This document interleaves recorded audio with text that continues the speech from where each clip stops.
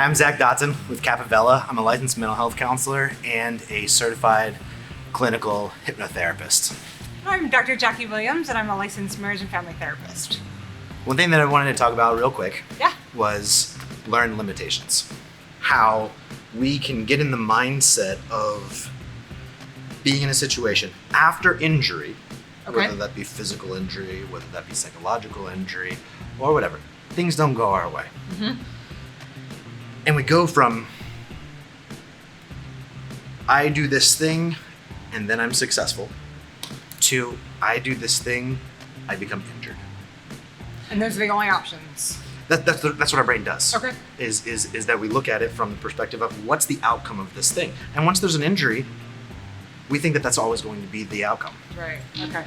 And we create this psychological suggestion for ourselves based on the activity. Mm-hmm. So when it comes to like athletes, but really anybody, what happens is that you have a physical injury. You sprain your ankle, you break a leg, you get injured. And then it's very, very difficult to go back to that same performance level without what we call overcoming the injury. But what that really means is no longer having the suggestion of when I do this, then I'm going to be injured. And one of the things that I really like about the tools that we're hopefully going to be teaching in the TMAP is what we can do psychologically to meet our peak performance after injury. And make sure that we're mentally fit enough to not accept those suggestions that could come at us, maybe when we're not even injured. Is that a normal part of the process of your brain to want to go towards the potential is I might get injured again? Is that a natural part of the brain? Yeah, that's the part of us that wants to stay safe. It's the part of us that wants to make sure that we don't do too much. It's the part of us that makes sure that we're protecting what we've already gained, rather than striving for more. Okay. And so the aspect of learn limitations is that, like, if you can think about, like, there's a box or a circle or something like that, and in that circle is our actual limitations. And because, like, we do have actual limitations. Mm-hmm. Our actual limitations are, like, I can't go back to high school and redo some of the silly things that I said back then. So I'm sure there are quite a few. There's so many. Yes. And I have the actual limitations of not being able to do that. Okay. But what happens in everyday life is that I kind of try. I kind of try to make it so that I can go back and repair those injuries, those missteps, those things that maybe I regret. And so how I do that is I create that like a little boundary around going too far. So it's like I can never go back to that space. I never want to go back to that space. And that's what creates the limitation here today, right now, when it has no business being here. And so meeting peak performance means not in any way, or in as few ways as possible,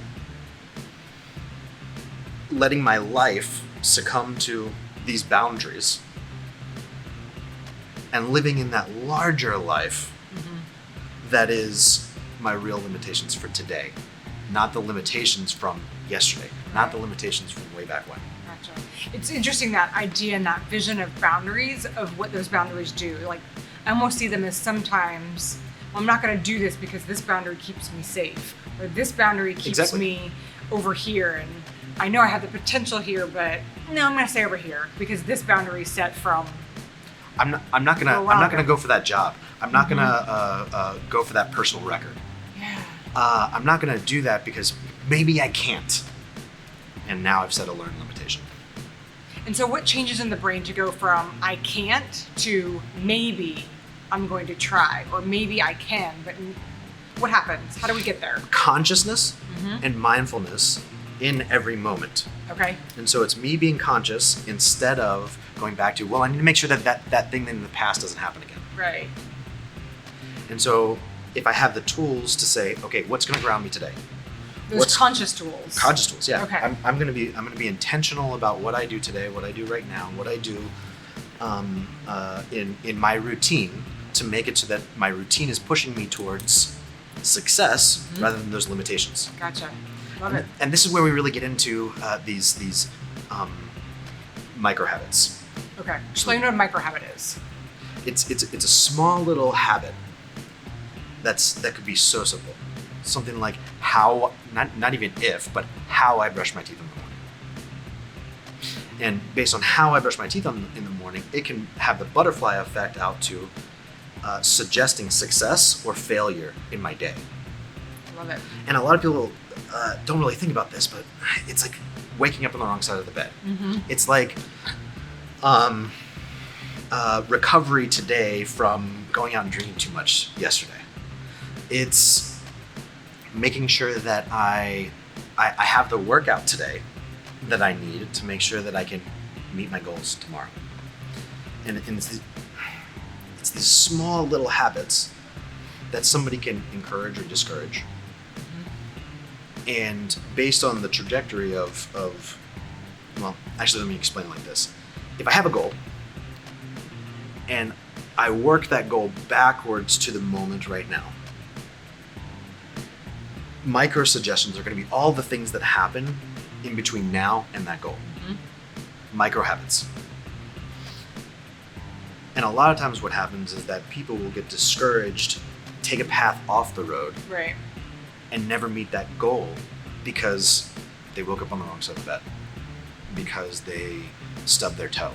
Something so simple, but it's something that made it so that the trajectory of all of these habits shifted in a different direction. So how do you think these team tools within the team app will help really acknowledge those micro baby steps to that goal? How do you think that would help? Yeah, one of the things that we have to practice, and I was thinking about this the other day, is like how much energy goes into our physical bodies, into our careers, how much energy goes into our hobbies and all of those things, but how little energy we add to training our brains. Right. Yes. And All so day. having this habit of I'm going to spend some time training my brain today to be conscious right now, to be aware right now, is something that most of us may never actually pay much attention to.